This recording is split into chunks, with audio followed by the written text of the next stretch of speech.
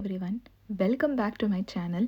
இன்னைக்கு மாத்வா ஸ்டைலில் அமிர்தபாஜி ரெசிபி எப்படி பண்ணலான்னு சொல்ல போகிறேன். ஒரு கட்டு கீரை எடுத்து நல்லா க்ளீனாக வாஷ் பண்ணி சாப் பண்ணி எடுத்து வச்சுருக்கேன்.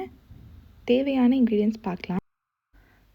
கடலைப்பருப்பு, உளுத்தம்பருப்பு, தோல் எடுத்த வேர்க்கடலையாகவே எடுத்து வச்சுருக்கேன். வெந்தயம், காஞ்ச மிளகா, பச்சை மிளகா தேவைக்கேற்ற மாதிரி எடுத்துக்கலாம். கருவேப்பிலை, லெமன் சைஸ் புளி ஊற வச்சு எடுத்துகிட்ருக்கேன். 1 டேபிள் ஸ்பூன் பெருங்காயம். நான் நல்லெண்ணெய் எடுத்துகிட்ருக்கேன். இதையும் நல்லெண்ணெயில் தாளிக்க போகிறேன்.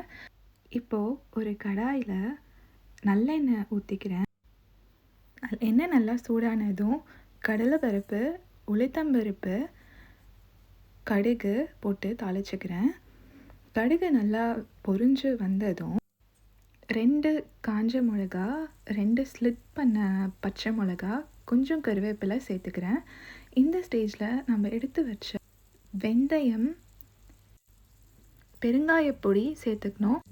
வெந்தயம் எதுக்கு கடைசியில் போடுறேன்னா, வெந்தயம் ஈஸியாக கருகி போயிடும். அதனால் வெந்தயம் கடைசியாக சேர்த்துட்ருக்கேன். கடைசியாக தாளிக்கிறதுக்கு வேர்க்கடலையை சேர்க்க போகிறேன்.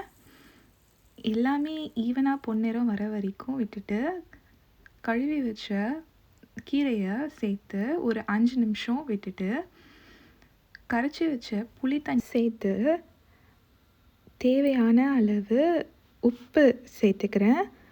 அதுக்கப்புறம் ஒரு 1/2 டீஸ்பூன் டர்மரிக் பவுடர் சேர்த்துட்டு ஒரு 10 நிமிஷம் அப்படியே அதை கொதிக்க விடுங்க. மெயின் திங் என்னென்னா, புளியோட பச்சை ஸ்மெல் போய் எல்லா ஃப்ளேவரையும் அப்சர்வ் பண்ணி கீரை நல்லா வெந்து வந்ததுக்கப்புறம் தூர்தால் நல்லா வாஷ் பண்ணி ப்ரெஷர் குக் பண்ணி ஸ்மாஷ் பண்ணி எடுத்து வச்சுருக்கேன்.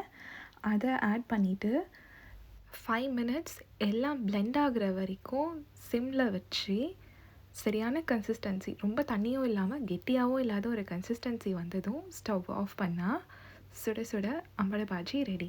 அமிர்தபாஜிக்கு மோர் மிளகா அப்புறம் டாங்கர் பச்சடி கூட சேர்த்து சாப்பிட்டா காம்பினேஷன் ரொம்ப ரொம்ப நல்லா இருக்கும். எல்லோரும் ட்ரை பண்ணிவிட்டு எப்படி இருக்குன்னு சொல்லுங்கள். தேங்க்யூ ஃபார் வாட்சிங்.